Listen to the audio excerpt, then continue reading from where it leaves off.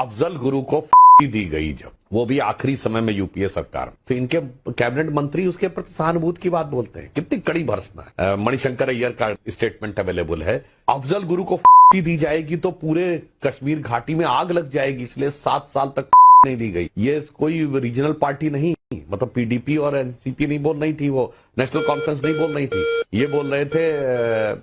अपने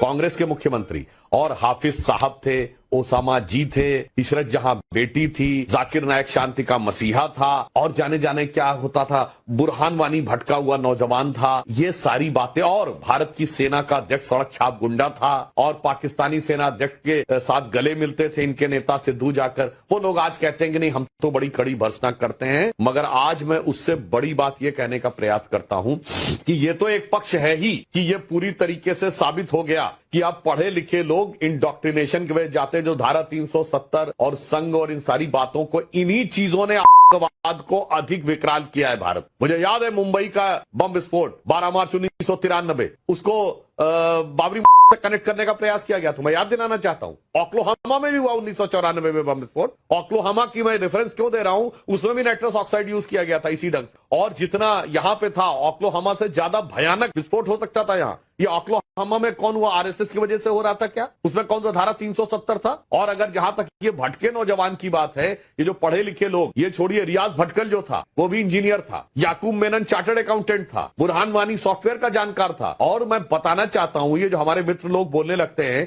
ओसामा अरबपति था, भारत के बड़े बड़े उद्योगपतियों से ज्यादा उसके पास संपत्ति थी, उसको कौन सा अत्याचार हुआ था, कौन, वो आरएसएस की वजह से आ गया था उसमें। मतलब वाहियात पने के लॉजिक की हद होती है। खालिद शेख और मोहम्मद अट्टा जो 9/11 के मुख्य कॉन्स्पिरेटर थे, वो भी बहुत अच्छे पायलट थे, और वो बाकायदा एक बहुत अच्छी एयरलाइंस में काम कर रहे थे, जिंदगी बहुत बढ़िया होने, वो भी आरएसएस की वजह से जाके कर दे रहे थे। ये जो वाहियात पने के, वाहियात क्यों कह रहा हूं, ये चाइना के सिकांग प्रोविंस में कम्युनिस्टों से लड़ाई है तो आरएसएस की वजह से, रूस के चेचेनिया में है तो आरएसएस की वजह से, बर्मा में बुद्धिस्टों से लड़ाई हो रही है आरएसएस की वजह से, कोलंबो में ईस्टर संडे में चर्च में विस्फोट हो रहा है तो आरएसएस की वजह से हो रहा है, सिडनी में विस्फोट आरएसएस की वजह से हो रहा है, मलेशिया कुआलालंपुर से लेकर बैंकॉक में आरएसएस की वजह से हो रहा है, पेशावर और रावलपिंडी और काबुल में धमाके आरएसएस की वजह से हो रहे हैं, और तो और ये समझिए बोस्निया हर्जोगोविना में सर्वों से लड़ाई आरएसएस की वजह से, इजराइल हमास की लड़ाई आरएसएस की वजह से, लंदन मैड्रिड ब्रिस्बेन की जो कोई साथ नहीं, कोई पैर नहीं, लेकिन इस तरह के बहाने बनाकर